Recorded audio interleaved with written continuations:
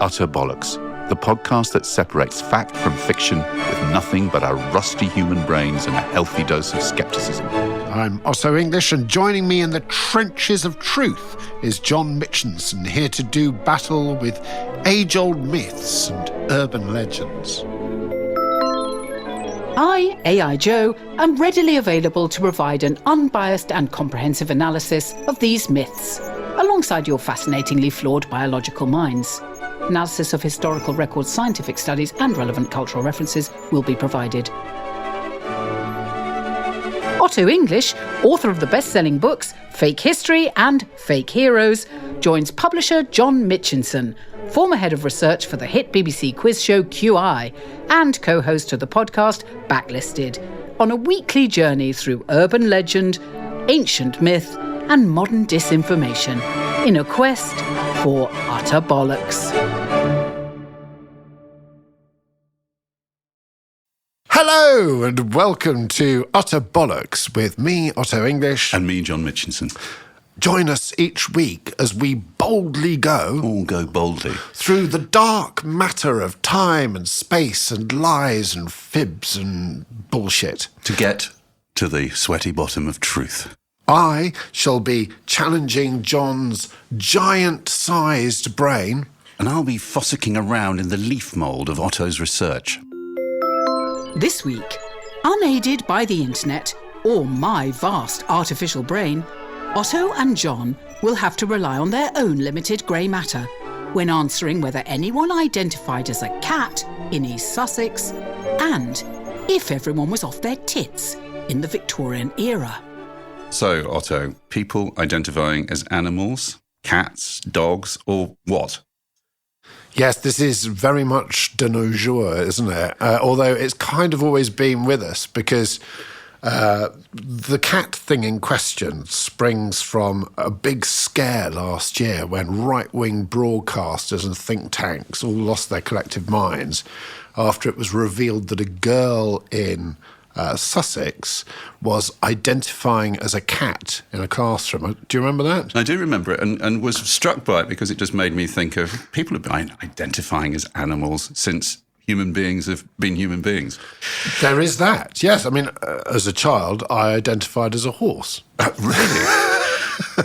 Not all the time, but I did. You know, I was a country child. I would prance around in the garden. But the thing about that story in Sussex in Rye, which was all spun out from a 3-minute TikTok audio clip. I think it was even less. There was 2 minutes.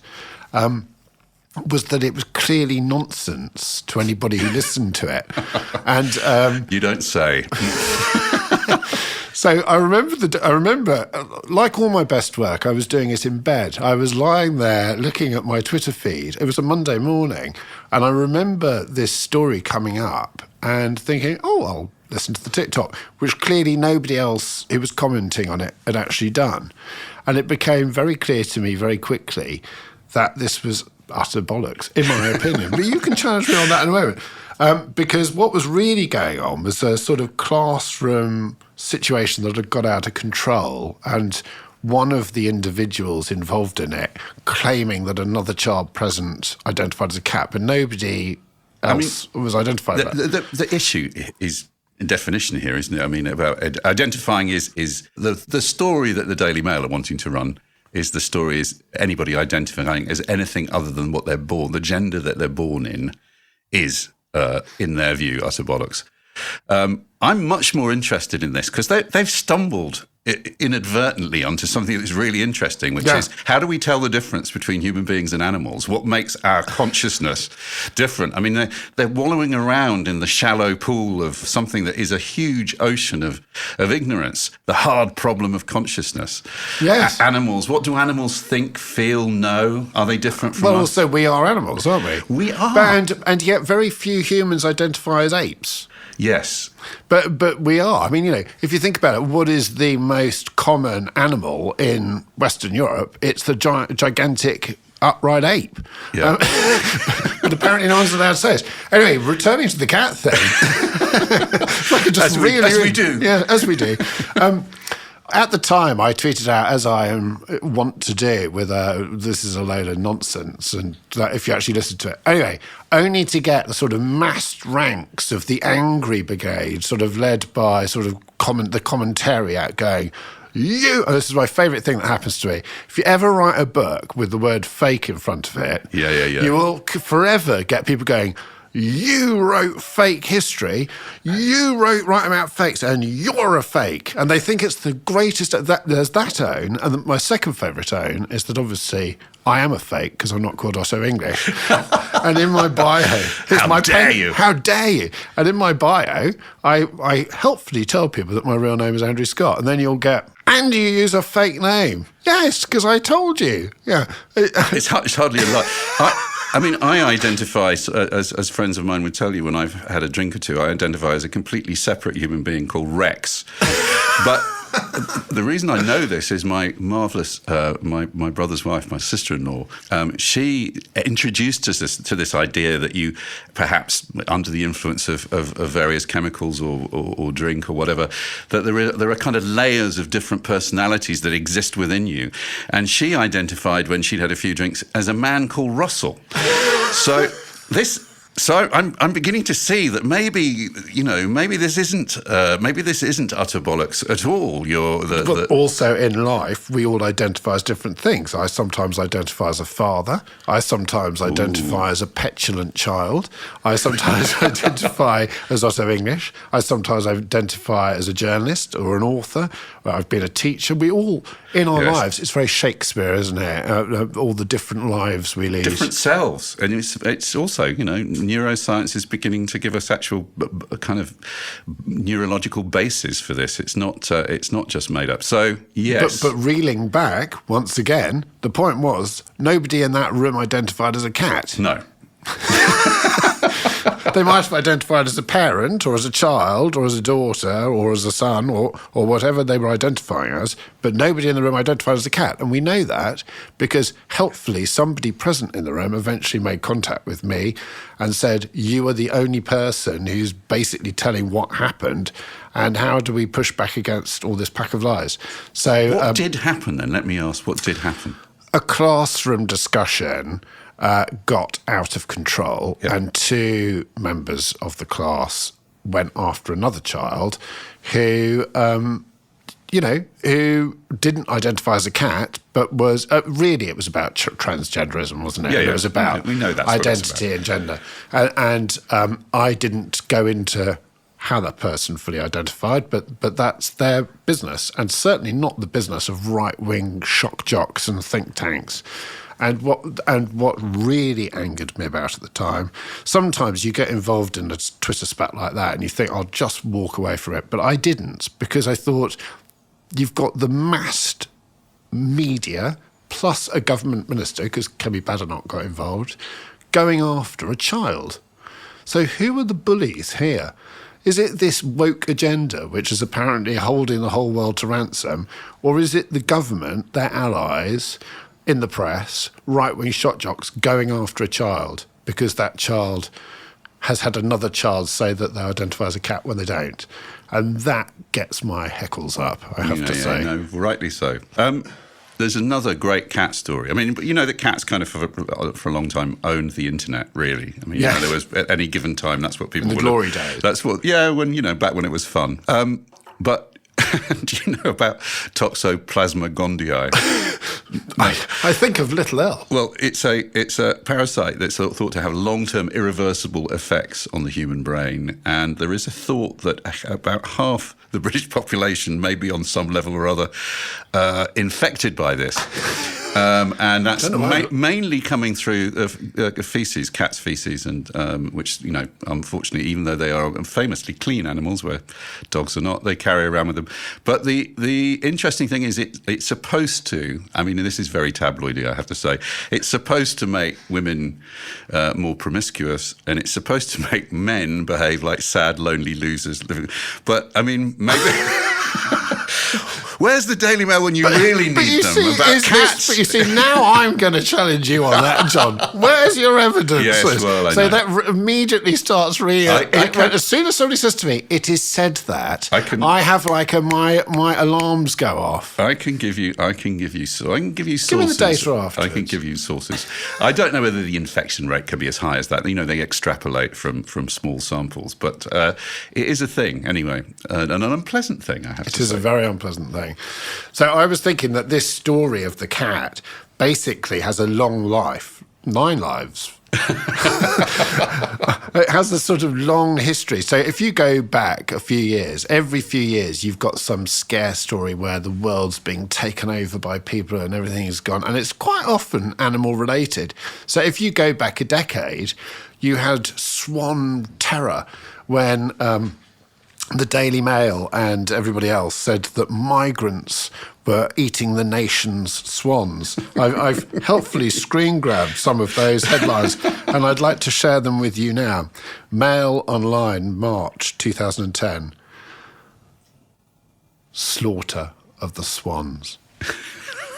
As carcasses pile up and crude migrant camps are built on the riverbank, Peterborough residents are scared to visit the park. Express, March 24th, 2010. Gangs of hungry immigrants. I don't know why I'm laughing. Gangs of hungry immigrants were today condemned by anglers for the rape and pillage of the city's swans as they prey on fish and swans for food. And then it goes on and on and on. And then I was interested to see that last year in Washington, the same story repeated. So foul play. Foreign nationals kill and eat the town's beloved swan. And that story repeats forever. What you've got here is another animal story going on where a beloved animal is being persecuted by immigrants. And yet, once again, no evidence. No evidence. I mean... None. Zero. Also, there's a sort of, don't you think there's a weird royal thing in there as well? Yes. Because as we all know, that the two things that people know about swans, one is that they'll break your arm with their wing, which is, there's not really much evidence of that happening. Yeah. They can be quite vicious. The other is that they're all, in this country at least, in England, they're the property of the Queen. They're the property of Not all of them, though. Not all of them. Go on. Well, Only the there are ones... 2 other livery companies. So it's the Vintners. Oh, yes. And I can't remember, is it the Mercers, one of those other... There is another... 2 of the livery companies. Swan-upping. And they have different marks on the swan's beaks. They make different marks, so That's you can right, tell yeah. whether they belong to... You might be right, actually. The Queen might own them, but they might have the right to... And then swan-upping is a ceremony they have, I think, on the Thames, Henley-on-Thames, I think, every year. So there is this thing about...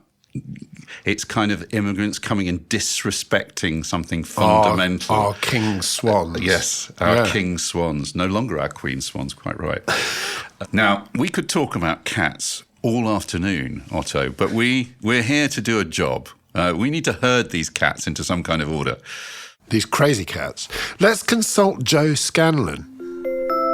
To summarise, John's hot contemporary question for Otto this week is, did anyone identify as a cat? Is this strange but true, amazeballs, or only twaddle? Does it rise to the level of Piffle? Could it be Tosh? Are we all the way up to Balderdash? Or is it Utter Bollocks? My AI brain says... A teacher in East Sussex reportedly reprimanded 2 girls for questioning a classmate who identified with a cat. Shouldn't that be as a cat? Well, how are you feeling? I'm feeling relaxed about my answer. Yeah. I think it's Balderdash. And the reason I'm going with Balderdash is because if someone wants to identify as a cat... whose business is it if anybody else's? And as I say, historically, there are, I'm sure, plenty of people who have. Yeah. So, I mean, and that's what it comes down to. These people who are all kind of, cancel culture's ruining our lives. They're the people who go around policing everybody else, telling them what they can be, telling them what they can identify as. They are the cancel culture people, as they always were. You know, we had a guy recently called Boris Johnson who identified as a prime minister, and they were all quite happy to go along with that. So if somebody does want to identify as a cat, let them identify as a fucking cat. Cosplay cats are just fine for us. Exactly. And the conclusion is Balderdash. Thank you, Jane. Historical hooey.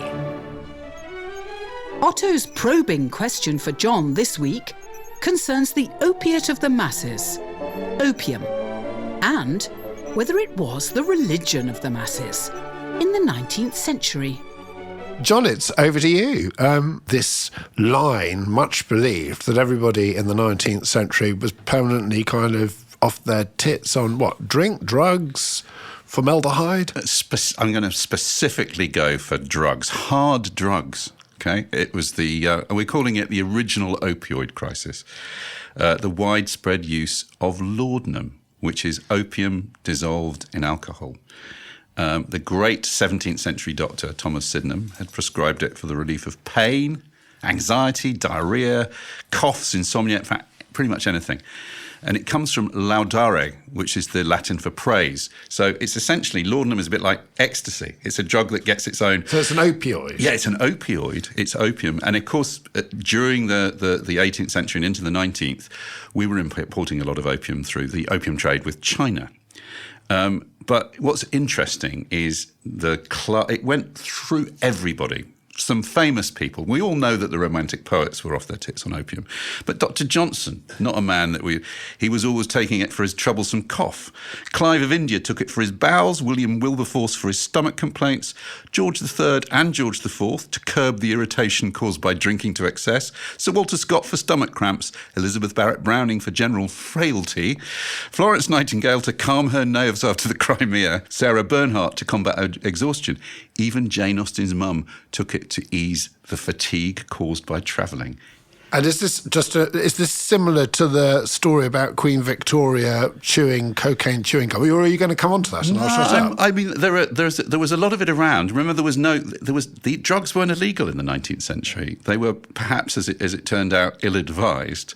But 19th century society had many different classes. So it wasn't just the knobs and the middle classes who were taking it. It was sold all over. The bit that I particularly like, that apparently known as the Sodom and Gomorrah of the English opium trade, were, guess where? Hay-on-Wye. It's not bad. And Chipping Norton. Ely and Wisbech. Ely and Wisbech were the absolute centres. A third of all the opium that came into the country in the 19th century was basically distributed around the fens. And it was so popular there, they call it stuff. So if you had a beer in 19th century Norfolk, you'd always have a bit of stuff put in it. They used to give it to their animals because apparently it made the animals, unsurprisingly, easier to handle. And there are some amazing statistics. Finally, the government sat up and took notice in the 1860s and sent a special task force into Norfolk. And there are amazing stories of finding labourers asleep, standing on their hose in the middle of fields. And that was the beginning of people saying, I'm just wondering whether these drugs are actually causing more problems than they're solving. But is it true, or is it a mass panic?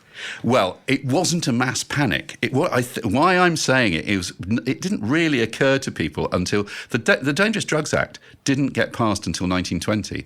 I think it was the First World War and the massive use of opioids, cocaine in particular. Well, there was heroin from Harrods was a famous thing. Which is a brand name. You got it in your little, your food parcel from your family when you're out on the front. But I mean, the other thing is that the massive. Engels, as early as 1844, in the Condition of the English Working Class, he said, all the working class people are using these soothing syrups, Atkinson's Infant's Preservative, Mrs. Winslow's Soothing Syrup, and Street's Infant Quietness. They were all working in factories. What were they going to do with their kids? They basically dosed their kids up on opium so that they would sleep all day. So, yes, the net result, in 1860s in England, children under 5 were 7 times more likely to die of opium poisoning.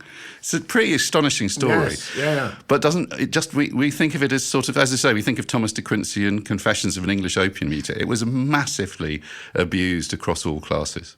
So vis-a-vis the First World War, I'm pretty sure that there was a cocaine scandal based around a Canadian regiment which had basically been sold some cocaine in Soho by a prostitute, and this caused a mass moral panic. And I'm pretty sure that it was that one event which led to, I think, the Lady of the Night and somebody else ended up in prison for selling it to them, and the Canadians got all on their moral high horses. I do remember kind of reading about that story because there was a sort of widespread belief that everyone in the trenches was using drugs, and that's not true. Yeah. I mean, the interesting that what happened is organised crime really took off. I mean, it's probably always been there, but in Whitehall and Soho, as you say, brilliant Chang, famous Chinese entrepreneur who kind of basically sold cocaine to the rich and the famous, who would use, the classic thing, brothels and hard drugs they go together like whatever. Yes. Well, and also Noel Coward's first big hit play, The Vortex, yes. 1926. Yeah. Nicky, the central character, is a drug addict, which is very non-Noel Coward. You kind of imagine him in sort of silk pajamas and stuff. And but that first famous play of his was about a heroin addict, I think. Yeah. Which is, of course, a brand name. Heroin was a brand name. It was. And developed by the same guy, kind of refined and developed by the same guy who developed aspirin as well. German chemist whose name completely escapes me. It's all that cat stuff it's got into. But I suppose the point I wanted to make is that we assume that drugs are absolutely the bang up to date modern problem, and that it's all out of control, and we need to just say no. And it's true that the opening up of the cocaine routes from South America is pretty horrifying. But this is our dependence on kind of mind-altering substances. That's not a new thing at all. In fact, there's some evidence that says whatever we do, human beings, each human society will find a way of occupying the whole bandwidth of consciousness, whether it's through neurodiversity, shamanism, the use of hard drugs, alcohol. There's almost no human societies where there isn't some way of getting into altered states.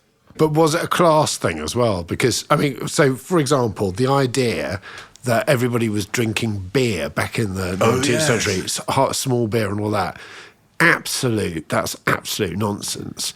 And partly because it was so expensive. So presumably laudanum and everything cost money. So presumably drugs were the preserve of the upper classes, are they? Well, if you look at that's going back to what Engels said, he thought there was the abuse of opiates. I think the soothing syrups were pretty cheap.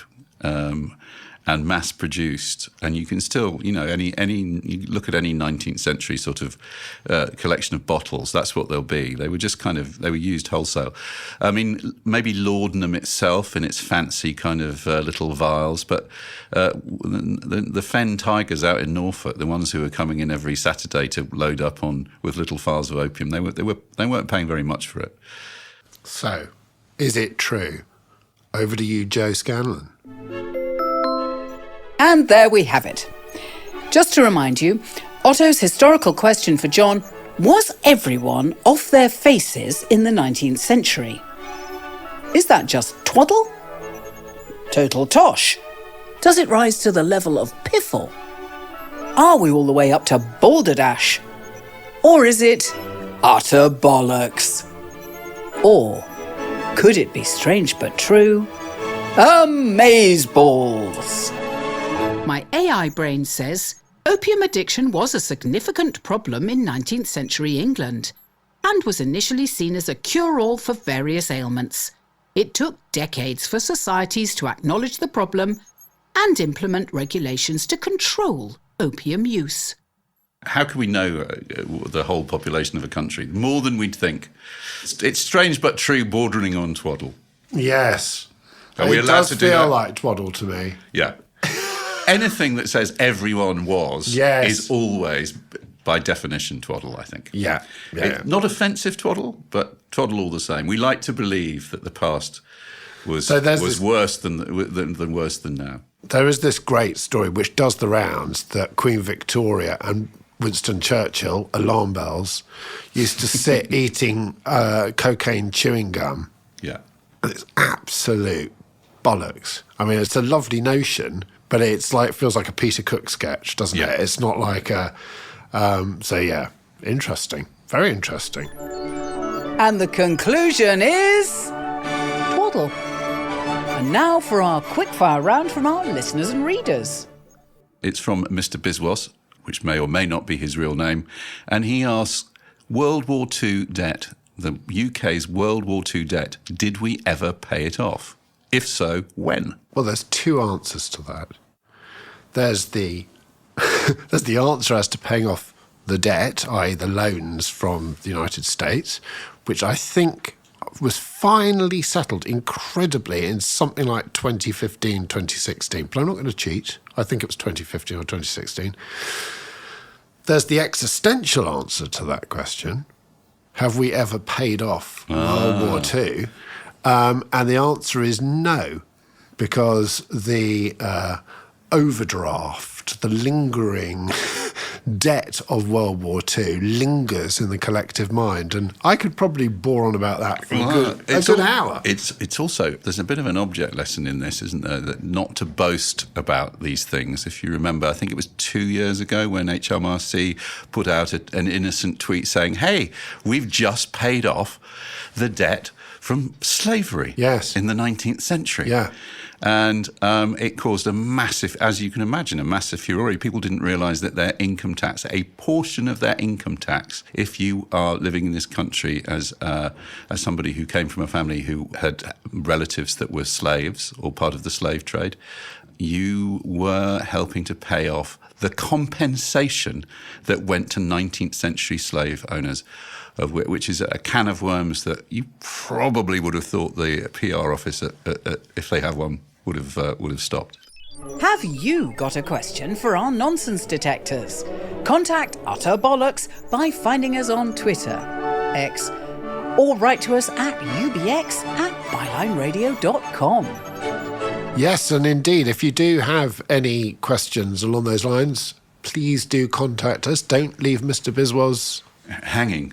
Do send in your questions, but remember, we are just two human beings sitting in a room with no access to the internet. But we will do our best each week to answer your quickfire questions. It's a bit like that bit at the end of Record Breakers. Yeah. The McQuirters we are the McQuirters. One last fact from you, Otto. One last question. Let's leave. I want to leave you with this. Yeah, well, I could give you a fact about that, actually. Yeah. I was, as a child, in the audience at the Record Breakers, and that apparently seamless series of answering by the McQuirters wasn't like that at all. Wasn't like that at all. The magic of television was spoiled forever. And don't tell me that Roy Castle didn't sing Whoa Dedication live. He did, but he sang it 3 times. Ooh. And I was shocked to my core that Roy was, doing a second and third take. Yeah. And that it was boring. That was the other thing. You didn't realise, when you watched TV as a child, it all seemed so magical. And then when you sat in the audience for hours as they record, a bit like this. Yeah. As they record... A bit. There are no outtakes here. By the way, everybody, this is coming to you live. Anyway, thanks for listening, and so that brings us to the end of today's show. So it's goodbye from me. And it's goodbye from me, John Mitchinson. This has been a Byline audio production in association with Unbound, produced and edited by Marcos de Cruz and Ed Hartwell, with Otto English and John Mitchinson, and narrated by me, Joanna Scanlon. Find us wherever you get your podcasts. And for even more Bollocks with Peter Jukes, do subscribe on bylineaudio.com.